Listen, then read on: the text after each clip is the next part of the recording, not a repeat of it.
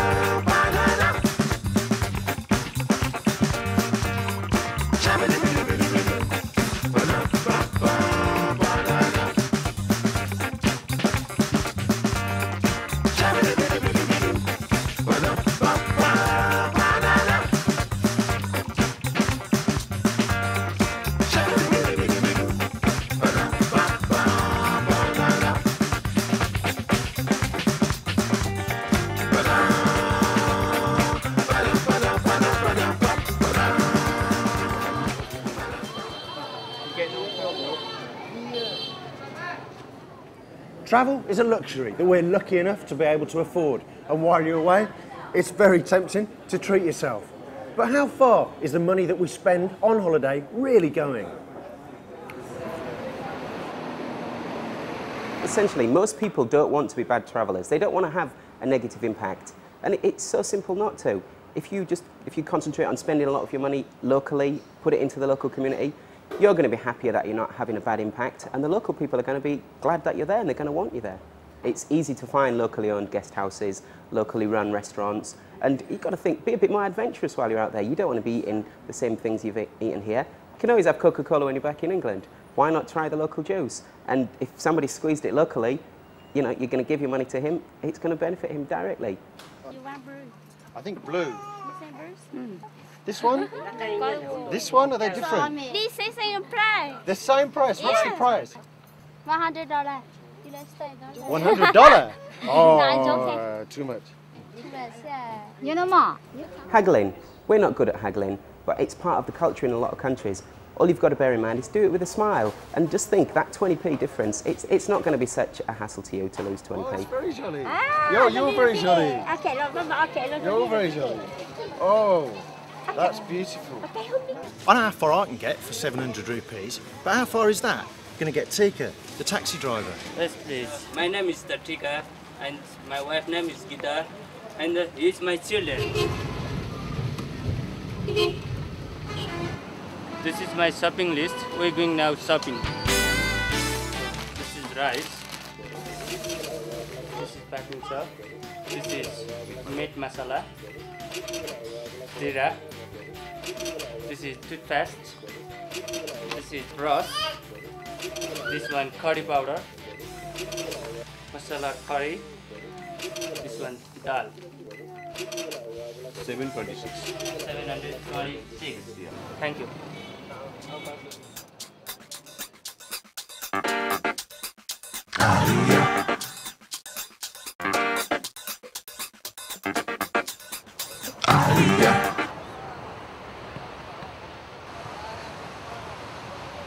There's nothing worse when you're travelling than sticking out like a sore thumb. So wherever you go, it's worth taking the time to try and fit in.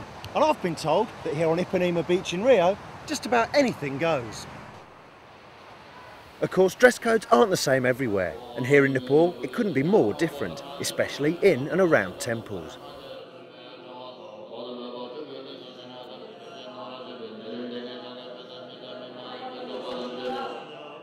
Nepalis rarely expose themselves in public, even when taking a dip.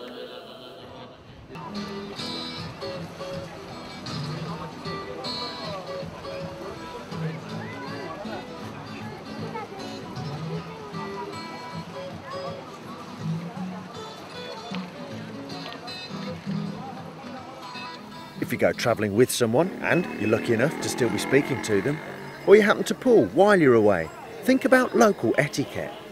Holding hands can be a little too intimate in some places, while kissing in the street is practically having sex in public. So save your private moments for behind closed doors.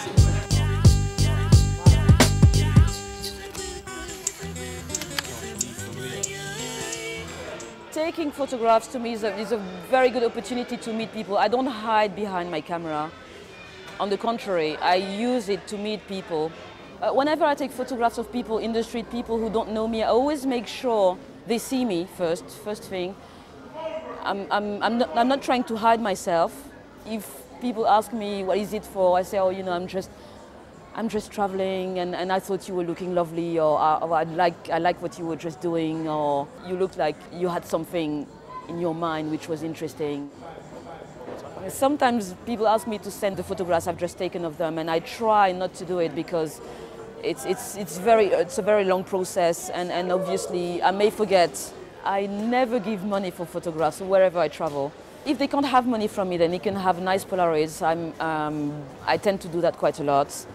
Give them a Polaroid, they can take that back home, and then it's nice for them to have as well. And hopefully it will surprise them, because most of the time they have an idea of what they want to look like, and they come across my view of themselves, and it makes a nice mixture. Oh, you're married? From where?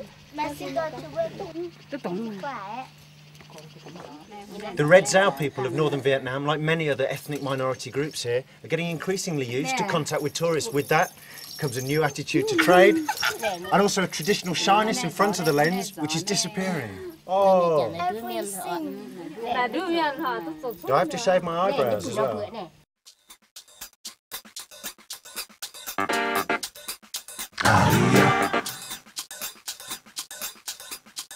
Imagine 60 or 80 people coming here to the Yorkshire Dales, night after night, setting up their tents on the village green, having their evening meal, throwing the tins and the litter about, and then going behind every boulder and crapping all over the place.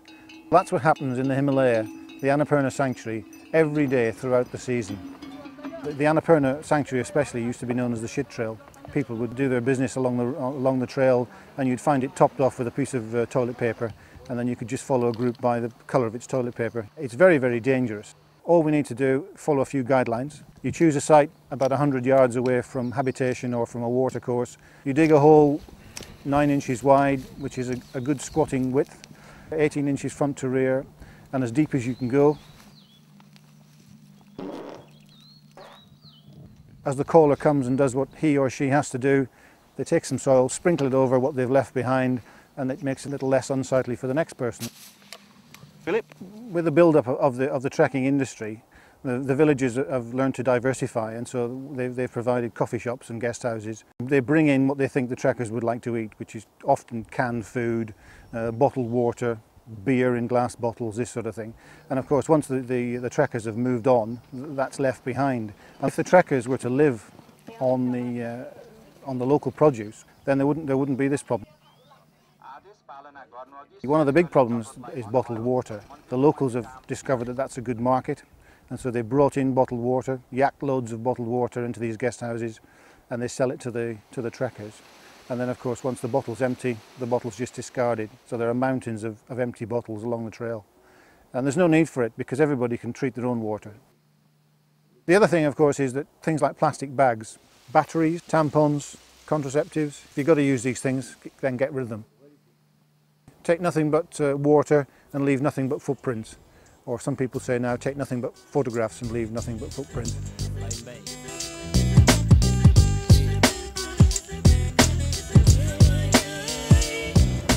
Vietnam has only opened itself up to tourism over the last few years. Already you can feel the difference. Anyone visiting Hanoi will receive a typically warm Vietnamese welcome and feel a thriving, bustling city atmosphere. But it's only 20% of Vietnam's 80 million people who actually live in the cities. To find out how the rest of the people live, you need to get out of town and into the countryside. So how do you do that? Lonely Planet. I'm the rough guide. So many other travellers around with guidebooks that they tell you what's good and what's bad, and you kind of just follow your nose. But there are definite tourist trails through here, which most people do. We have a few. Yes. Actually, I bought this one on the street. It's all photocopied. Anyway. Well, I think people buy guidebooks for very simple reasons. Firstly, they want somewhere to sleep, they want to have listings for places to eat, and they want to know how to get in and out of the town easily. What I like guidebooks for, primarily, is the history and the the background politics, all the stuff that's kept the guidebook writer in the library for 6 months, you know, that they've distilled down from all their reading and experience of living in the country. That's what I like about guidebooks. They can tell you that. And that's the sort of stuff that's very hard to find out for yourself in a short time.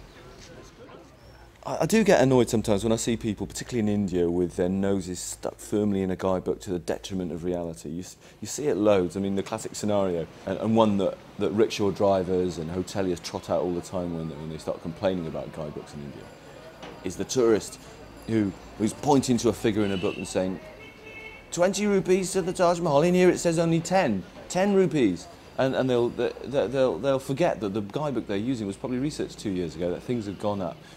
At some point you should put your bloody book away and talk to people, and because the things you find out from people are the things that will linger in the memory the longest. You learn much better from talking with local people about their lives than reading about it in proxy.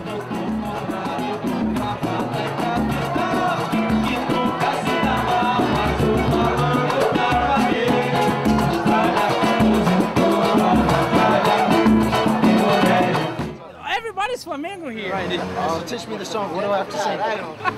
Uma vez Flamengo, sempre Flamengo.